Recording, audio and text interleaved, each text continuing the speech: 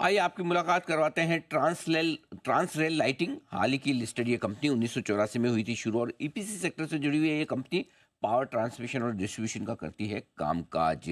नतीजे आए हैं कल, मैं आपके सामने जल्दी से नंबर रख दूं। कल बाजार बंद होने के बाद आए हैं।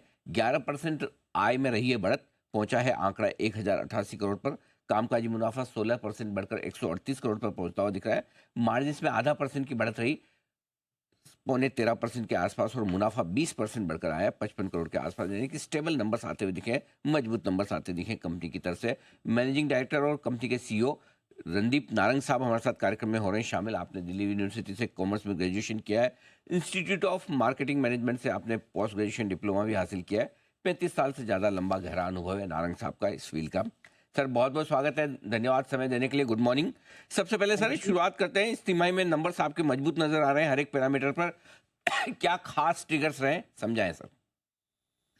देखिए अनिल जी, एज आपसे हम मिले थे जी 1 महीना पहले। सो प्रिंसिपली जो हम अपना 30% ग्रोथ की बात कर रहे हैं उसी जी को मेंटेन कर रहे हैं over last year. Profit also हमने 11.7% किया था EBITDA। अब हम we are close to 12.1 12.9, and हमारी मेंटेनेंस गाइडेंस उतनी रहेगी, 12 सवा 12 तक हम जाएंगे। So principally our execution is good and we are in the right trend to continue. जो हम कर रहे हैं, कह रहे हैं, वो हम करेंगे। ठीक बात है, तो गाइडेंस मेंटेन है।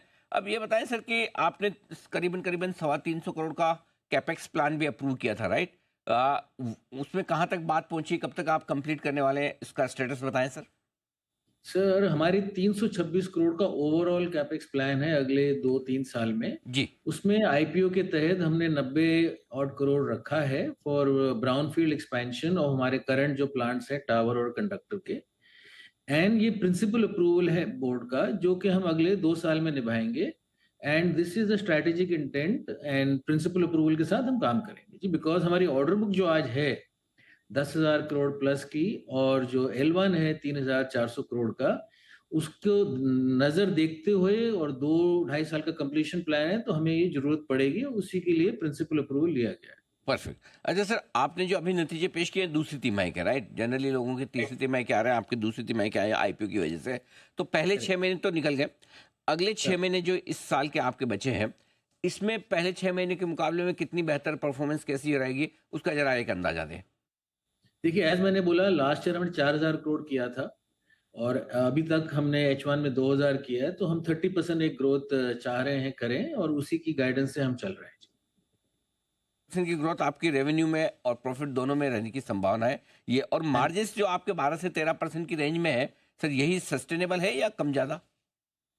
ये हम 12% का ही गाइडेंस दे रहे हैं। ये जी हमने अपने RHP में भी दिया था और लास्ट इंटरव्यू में भी दिया था। जी सो जी 12+ अगर होता है तो बढ़िया है, बट 12 की गाइडेंस लेके चल रहे हैं सर। ठीक बात है। नारंग साहब बहुत बहुत धन्यवाद समय देने के लिए, नतीजों पर विस्तार से बातचीत करके आगे का आउटलुक हमारे दर्शकों को समझाने के लिए। दूसरी तिमाही के नतीजे पेश किए हैं ट्रांसरेल लाइटिंग सिस्टम ने। और thank you Anil ji, thank you have me over. जी धन्यवाद। धन्यवाद सर।